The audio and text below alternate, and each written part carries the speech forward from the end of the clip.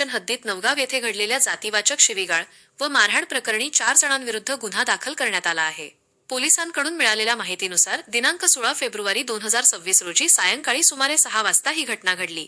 फिर्यादी आप्पासाहेब पांडुरंग गवळी, वय 40, व्यवसाय मजुरी, राहणार तुळजापूर, तालुका पैठण यांनी दिलेल्या तक्रारीवरून आरोपी अलीम वजीर शेख, सलीम वजीर शेख, तायरा वजीर शेख, अशू अलीम शेख, सर्व राहणार नवगाव, तालुका पैठण यांच्याविरुद्ध गुन्हा नोंद करण्यात आला आहे.